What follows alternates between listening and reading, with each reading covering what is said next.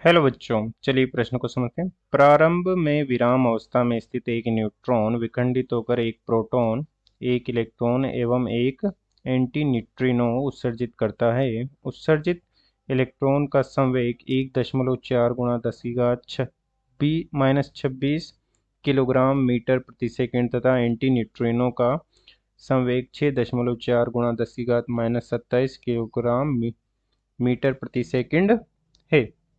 Proton की चाल ज्ञात कीजिए यदि इलेक्ट्रॉन तथा एंटी न्यूट्रिनो एक ही दिशा में चलते हैं। प्रोटॉन का द्रव्यमान 1.67 गुणा 10⁻27 किलोग्राम है। हमें प्रोटॉन की चाल ज्ञात करनी है। मुख्य अवधारणा में हम देख सकते हैं कि माना कि इस प्रकार से कोई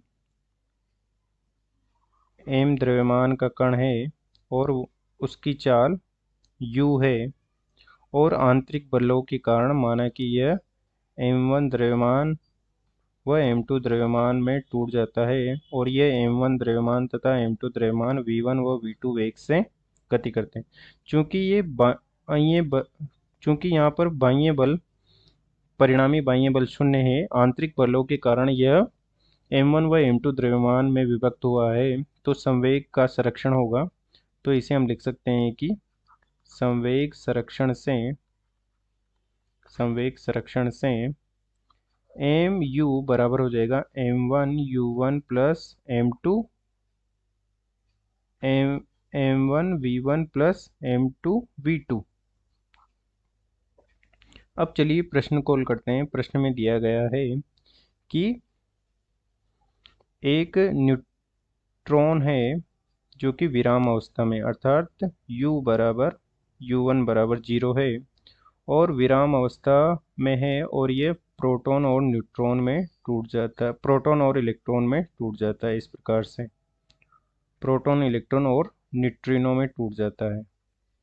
इस प्रकार से माना कि ये प्रोटॉन है, इसका वेग v1 है और ये इलेक्ट्रॉन है और इसका वेग v2 है और ये एंटी न्यूट्रिनो है जिसका वेग v3 है।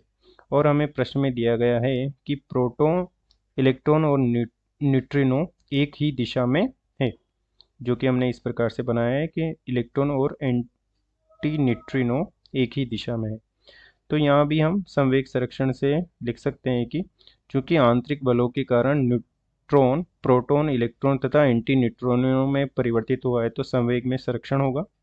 तथा हमें प्रश्न में दिया गया है कि इलेक्ट्रॉन का संवेग Pe बराबर होगा, दिया गया है 1.4 गुणा 10⁻26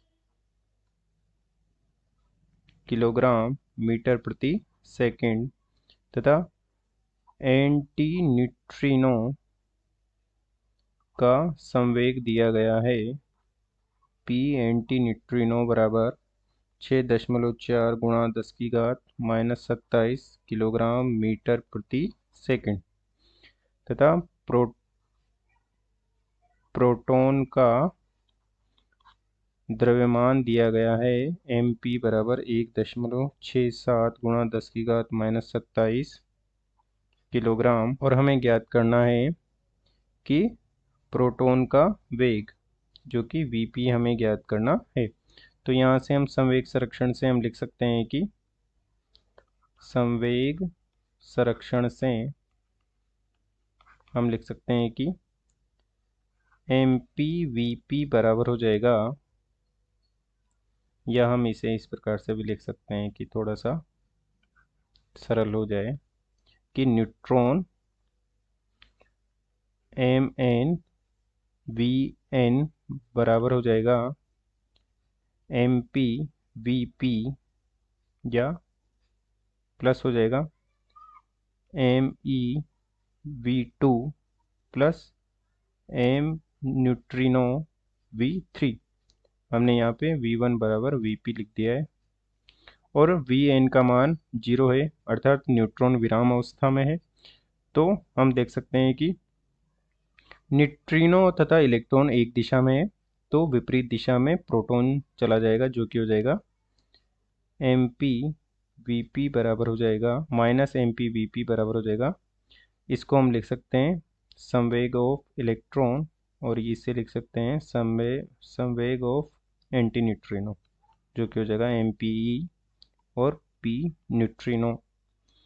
और यहाँ से हम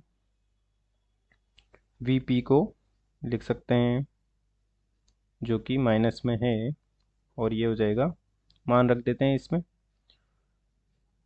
प्रोटॉन के संवेग का मान है 1.4 गुणा 10⁻26 प्लस हो जाएगा 6.4 गुणा 10⁻27 बटे हो जाएगा ये 1.67 गुणा 10⁻27 मीटर प्रति सेकंड। और ये हो जाएगा वीपी, माइनस में माइनस को इधर लिख देते हैं, तो ये हो जाएगा 20.4 गुणा 10 की घात माइनस सॉरी ये हो जाएगा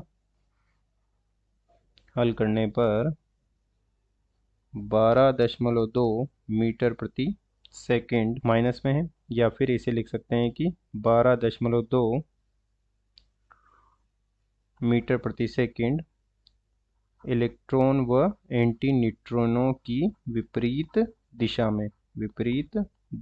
में, क्योंकि यदि इलेक्ट्रॉन और एंटी न्यूट्रिनो एक तरफ जाएंगे तो प्रोटॉन को विपरीत दिशा में जाएगा, जो कि संवेग संरक्षण को प्रदर्शित करेगा।